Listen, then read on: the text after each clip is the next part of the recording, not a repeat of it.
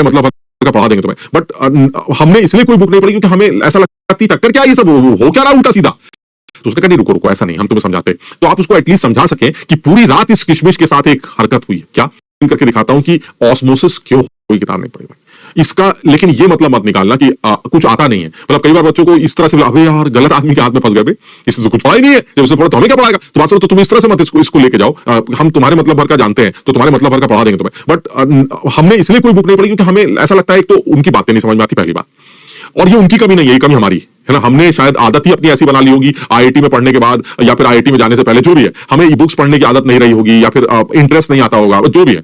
तो मुझे एक तो उनकी बातें कम समझ में आती, दूसरा जब मैं समझ भी जाता हूं तो मैं बच्चों को नहीं समझा पाता।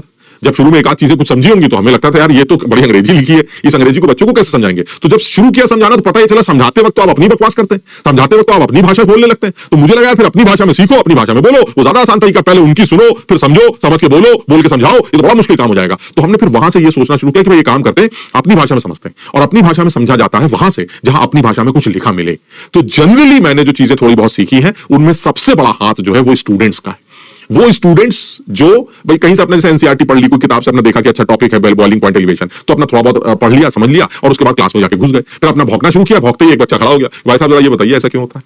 अब जब उसने सवाल पूछने शुरू किए तो वो लैंग्वेज बिल्कुल ऐसी लगी जैसे कि वाकई में ये सवाल है, ये तो मेरा डाउट है जो ये पूछ रहा है। तो मैंने इग्नोर कर दिया था, क्यों, क्योंकि मैं ये चाह रहा था कि ठीक है जब मुझे आंसर ही नहीं आता तो मैं पूछ के अपने आप से पूछ के करूंगा क्या, लेकिन अब क्योंकि उसने पूछा है उसको जवाब देना पड़ेगा। तो फिर उसके जवाबों को सोचा करते थे, बच्चों के साथ आपस में डिस्कस किया करते थे, तो ये एक आदत सी बन गई। ठीक, मैं तुमको ये बताना चाह रहा हूं कि ये जो चीजें जैसे ये ऑस्मोसिस क्या है, ये चीजें तुम्हें खुद से अपने आप ही समझनी है। इसके पीछे की कोई लैंग्वेज या कोई केमिस्ट्री या फिर बकवास नहीं करनी है। वो सारी बातें जो आपने पढ़ रखी हैं उसी को एक बार समझने की कोशिश करनी। तो जब शुरू में पढ़ाते थे तो उस टाइम पर ये एक स्टेटमेंट लिखा मिलता था कि या कि सर बच्चा को भी पूछ लेता था, सर आपने लिख दिया था कि हाई कंसंट्रेशन से लो कंसंट्रेशन की तरफ सॉल्वेंट का फ्लो होगा, जबकि हमने यहां पढ़ा कि लो कंसंट्रेशन से हाई कंसंट्रेशन की तरफ सॉल्वेंट का फ्लो हो रहा है। तो सर ये बातें क्या है सर, हाई से लो लिखना है या लो से हाई लिखना है। तो मैंने कहा, तो मुझे भी बड़ा कंफ्यूजन होता था यार, अगर बात तो सही है, अगर दोनों बातें लिखी मिली हैं तो दोनों में से एक ही चीज सही होनी चाहिए। यानी कहने का मतलब ये हुआ कि कहीं ना कहीं अगर ऐसा लिखा मिल जाए कि हाई कॉन्सेंट्रेशन से लो कॉन्सेंट्रेशन, हाई कॉन्सेंट्रेशन से अगर लो, क्यों हो रहा है ऑस्मोसिस हम इसके बारे में बात करेंगे, लेकिन अभी के लिए सिर्फ इतना बोला मैंने कि इसको ऑस्मोसिस का नाम दिया जाएगा। क्या ये क्लियर है? दक्ष पूछ रहे हैं पहले तुम बताओ कि तुम मेरी दोस्त बनोगी कि नहीं। अच्छा अच्छा, हाँ दक्ष, और क्या, बहुत जरूरी है, क्योंकि बाद में तो उम्र निकल जाएगी दोस्त, अभी दोस्ती कर लो है ना, बाद में उम्र निकल जाएगी तो कौन दोस्त बनेगा तुम्हारा। सही बात है, बुढ़ापे में एक आदमी जो है 21 साल 22 साल का हो जाएगा तो 21-22 साल में किसको दोस्त बनाओगे यार, बूढ़े से कोई दोस्ती करता है। अभी कर लो, अभी बहुत जरूरी है, क्योंकि अभी 15-16-17 साल के हो, अभी दोस्ती नहीं करो, कब दोस्ती करोगे। बिल्कुल सही है, अभी कौन सा पढ़ाई करनी है, बाद में तो 21-22 साल में सर हमें बहुत काम करने होंगे सर, कभी रिक्शा चलाना होगा, कहीं ऑटो चला रहे होंगे, कहीं सर पान की गुमटी लगाए बैठे होंगे, कहीं चाय बेच रहे होंगे, कहीं प्रेस कर रहे होंगे, सर बड़े काम रहेंगे। उस टाइम पर दोस्ती कौन करेगा सर, इस टाइम फ्री है सर, एकदम बिल्कुल फ्री एकदम, अब दोस्ती करेंगे सर। अब सही है सर, हाँ तो दक्ष अभी कर लो बेटा, अभी बाद में बड़ी दिक्कत होती है, बाद में कौन दोस्त बनेगा तुम्हारा। समझ बात को, प्रेस वाले से कौन दोस्ती करता है, समझ बात को, तो प्रेस वाले तो ना अभी कर लो, अभी तो किसी को पता भी नहीं रहेगा कि तुम्हें प्रेस वाला बनना, तो अभी दोस्त भी बन जाएंगे। बहुत बढ़िया, लगे रहो, बहुत सही।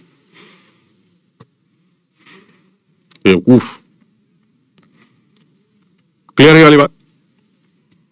मोमोज का स्टॉल, हाँ भाई मतलब इसी टाइप की चीजें, मोमोज बेच रहे हैं अपना, कहीं पे कुछ अपना दूध की दुकान लगा ली है ना, बटर मिल्क बेच रहे हैं, दही बेच रहे हैं, सही है। और क्या है, चाउमीन आजकल बड़ी बिकती, अपना कोट में खड़ा होकर छड़ रखा के चाउमीन बना रहे हैं, मस्त एकदम, गजब है बेवकूफी। चैट खोलते ही उस आदमी का मैसेज दिख गया मुझे, तुम क्या मेरी दोस्त बनोगी, ऐसे। वाह, मैं तो कलकत्ता से हूं। अच्छा, मैं भी कलकत्ता से हूं, भले ही यूपी में रहते हो लेकिन मैं भी कलकत्ता से हूं। बहुत बढ़िया। कंफ्यूज हो गया, एक बच्चा कह रहा है मैं कंफ्यूज हो गया। कंफ्यूज मत हो दोस्त, तुम्हें अगर इनमें से कोई एक बात पता थी तो पता कर लो, मैंने दोनों बातें लिख दी। हाई कंसंट्रेटेड सॉल्वेंट मतलब सीधी सी बात, समझ गए बात को। डॉट सर डॉट देखिए सर, डॉट के बिना कैसे काम चलेगा सर, डॉट देख लीजिए सर, डॉट ये देखिए आप, love you sir. Semi permeable membrane क्या है, आयुष यही तो बता बेटा। सेमी परमिएबल मेम्ब्रेन जानती हूं, मेम्ब्रेन, अब थोड़ा सा अंग्रेजी का वर्ड मैं इसको पता नहीं हिंदी में कैसे समझाऊंगा। मेम्ब्रेन मतलब जाली, एक ऐसा छन्नी बोल देते हैं, यानी बीच में एक छन्नी लगा दी। अब ये छन्नी सर उत्कर्ष पूछा सर बाल जड़ रहे हैं क्या करें। देखो इस तरह से तिल मरने से अच्छा है उत्कर्ष कि जैसे तुम अब सूख रहे हो, परेशान हो रहा है, बाल झड़ रहे हैं, एक बार में ही साफ कर दो दोस्त। ये तिल तिल मरने से अच्छा एक बार में खेल खत्म, ताकि बाद में टेंशन ही ना हो। समझ बात को? तो एक बार में खत्म करो, ये डाउट ही तुम्हारा खत्म हो जाएगा। ये बार वाला, सर मुझको इंपोर्टेड लल्लू बोल दीजिए। इंपोर्टेड लल्लू है, बताइए, गुड फॉर अ रीजन। पानी चीनी का शरबत बना के पी गए सर, बहुत बढ़िया। Excited to study thermodynamics from you, specially Carnot cycle, बहुत बढ़िया। कार्नट साइकिल हम तुम्हें बताया फिजिक्स में पढ़ाया जाता है, हमसे उम्मीद मत करना हम तुम्हें कार्नट साइकिल नहीं पढ़ाएंगे। बट कौन मच गया सर, आपने तो वेंट ऑफ फैक्टर नहीं कराया, पर डीपीपी में उसके क्वेश्चंस दे रखे हैं। भव्या मैं कैसे समझाऊं? भव्या मैं तुमको बता चुका हूं, डीपीपी थोड़ी आगे की चली गई है। आप एक दो क्लास, आज की क्लास और कल की क्लास, कल हमारा चैप्टर खत्म हो जाएगा, ठीक? तो कल की क्लास के बाद वो डीपीपी कर लीजिएगा। मैं कई बार बोल चुका हूं, डीपीपी के अलावा भी तो करने के कुछ होगा, या बिल्कुल डीपीपी पे ही चिपक गए हो तुम? आज के 2 दिन के लिए डीपीपी छोड़ देते हैं, आप उसके अलावा होमवर्क के सवाल कर लीजिएगा, कुछ अपने मॉड्यूल से सवाल कर लीजिएगा, कुछ हमारी किताब से सवाल कर लीजिएगा। आप और कुछ ना करें, अभी एक दिन और रुक जाए, फिर डीपीपी कर लीजिए, ठीक है ना? कई बार बोल चुका हूं, क्लियर है? चलिए सर, ये जो बहुत बंद हो गया है, आगे बात करते हैं। तो इसका मतलब ये हुआ कि मुझे ये बात समझ में आ गई है कि ऑस्मोसिस का ये phenomena, this is phenomena of osmosis, ठीक। सर अब मुझे बताइए, ऑस्मोसिस तो ठीक है सर, कि जो है हमने सेमी परमेबल मेम्ब्रेन के थ्रू सॉल्वेंट